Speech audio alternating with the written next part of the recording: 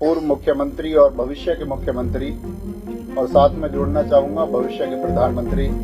कि मैं एक शिक्षक हूं और मैं निर्माण की परिभाषा जानता हूं, एक विध्वंस की परिभाषा मुझे नहीं आती है। और इस समय की जो प्रदेश में सरकार है वो सिर्फ तोड़ना चाहती है,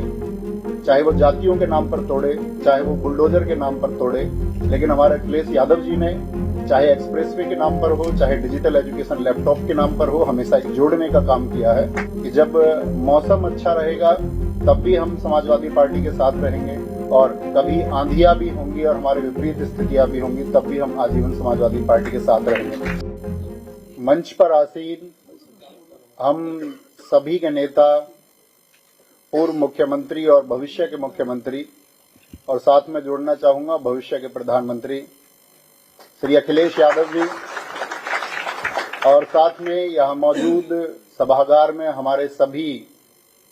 अभिभावक समान नेतागण, उन सभी को मेरा नमस्कार। मेरा नाम नवीन शर्मा है और मेरी विधानसभा सिकंदराबाद है, और पूरी विधानसभा की तरफ से मैं यहां बैठे सभी अपने अतिथियों को प्रणाम करता हूं, चरण स्पर्श करता हूं कि आप उसको महसूस करें। दरअसल में देखिए, जब मैं गांव-गांव जा रहा था, अपनी विधानसभा में लगभग 200 गांव हैं, तो और इस प्रदेश में लगभग अपने छात्रों की संख्या 1.5 करोड़ है, तो उन सबका एक ही सवाल था मुझसे कि आप समाजवादी पार्टी में क्यों, आप समाजवादी विचारधारा में क्यों जुड़े। तो उसका एक बहुत थोड़े से समय में उत्तर देना चाहूंगा कि मैं एक शिक्षक हूं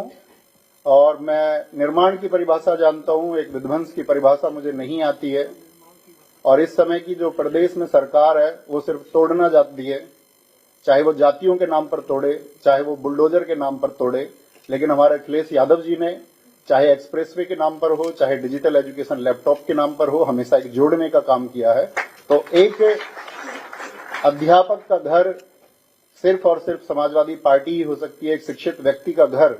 यदि वो नफरत को छोड़ करके उस पैमाने से देखेगा, एक इंसान के नजरिए से देखेगा, तो उस सब को, इस पूरे प्रदेश को अपना घर समाजवादी पार्टी दिखाई देगा। और साथ में आप जानते हैं कि इस देश में बहुत लोग मन की बात कार्यक्रम कर रहे हैं, लेकिन हमारे नेताजी आदरणीय अखिलेश जी सिर्फ और सिर्फ जन की बात कर रहे हैं। और उस जन में जो पीडीए को उन्होंने आगे बढ़ाने का संकल्प लिया है, और जिस तरह से पीडीए की बातों को आगे बढ़ाया जा रहा है, उसी तरह से वो चीजें बुलंद, हम सब की नैतिक जिम्मेदारी भी है कि जिस वर्ग को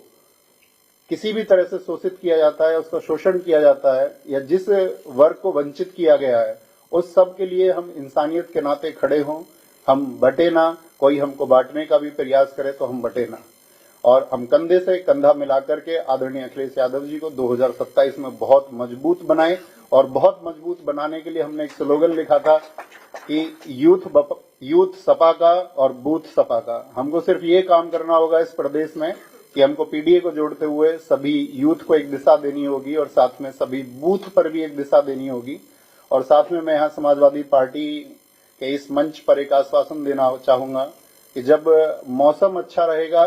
तब भी हम समाजवादी पार्टी के साथ रहेंगे, और कभी आंधियां भी होंगी और हमारे विपरीत स्थितियां भी होंगी तब भी हम आजीवन समाजवादी पार्टी के साथ रहेंगे। बहुत धन्यवाद, और सभी लोगों को मैं आभार व्यक्त करता हूं कि इस मंच पर मुझे बोलने का मौका दिया। आदरणीय नेताजी को बहुत बहुत धन्यवाद, सभी पार्टी के नेताओं को नमस्कार, धन्यवाद।